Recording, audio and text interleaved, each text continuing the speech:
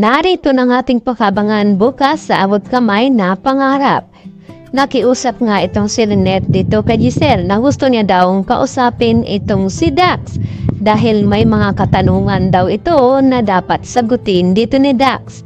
At dito naman na tinawagan agad ni Giselle itong pulis na may hawak sa kaso dito ni Dax at kung papayag nga bang itong si Dakanay na makipagkita dito nga kay Ma'am Giselle.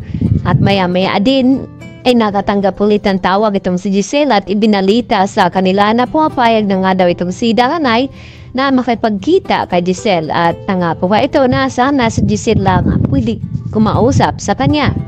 Samantala, naiabot na nga dito ni Dax itong bulaklak para kay Zoe. At dito nga na tila kinikilig itong si Zoe sa pagkakala na galing kay Dr. Antonio Locke ang nasabing bulaklak. Subalit na dumating itong si Dr. Antonio ay tinanong naman dito ni Zoe sa kanya galing ito. At dito naman ay tinatanggi ni Dr. Antonio na hindi daw siya nagbibigay ng bulaklak. At sa inis ni Zoe ay itinapon niya itong bulaklak at kinuha naman ito ni Dr. Prado. At nang makalabas nga itong si Zoe ay nakita ni Dakanay na papunta itong parking area kung saan ay sinundan niya ng palihim itong si Zoe at doon nga na kinumpronta ni Dakanay itong si Zoe na baka nakakalimutan ito na may atraso pa itong si Zoe sa kanya. At sakto naman na papasok na sana ng Apex itong si Justin ay dito niya nakita itong si Zoe at itong lalaki at hindi na mumukha ni Justin dahil nakatalikod na ito at sa tingin niya na parang boyfriend daw ito ni Zoe at nagtanong itong si Justin sa mga kaibigan ni Annalyn dahil sila daw ang mga marites sa Apex kung may boyfriend daw itong si Zoe at sinabi daw nila na wala naman daw dahil kanina lang may nagbibigay daw ng bulaklak at tila may bumubulong dito kay Justin na hindi naman daw ito boyfriend ni Zoe.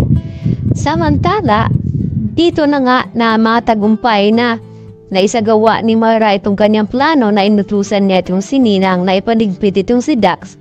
At agad naman na pinakilos agad ni Ninang ang tauhan niya sa labas upang puntahan ang nasabing witness dito ni Moira at dito na sinabi ng witness na ito na nakikita na daw niya itong target at sakto naman na nakipagkita itong si Lynette dito nga kay Dakanay at nang magkaharap nga sila dito naman na nasampal muna ni Lynette itong si Dax at sinabi na dapat daw ay hindi lang pagkakulong parusa na dapat sa lalaking ito at dito naman napansin ni Dakanay ang isang waiter na may bitbit na isang baril at dito nagulat itong si Lynette at sinundan naman dito ni Annalyn itong kanyang ina na dahil nag-alala nga ito na pupuntahan niya nga itong si Dax kung saan siya ang magiging star witness dito nga ni Moira.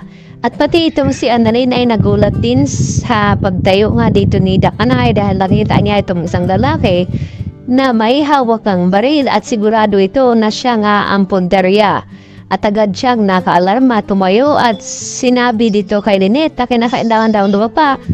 At pati na rin ditong si Annalyn Santos at bago nga dito nangyari ay nakatawag pa itong si Moira kay Zoe at ibinalita na ngayong araw na lamang daw huling masisilayan itong si Dakanay at kung sasurtihin daw sila baka pati itong si Lynette at Annalyn ay mabura na sa kanilang landas. Yan natin tutukan bukas sa abot kamay na pangarap.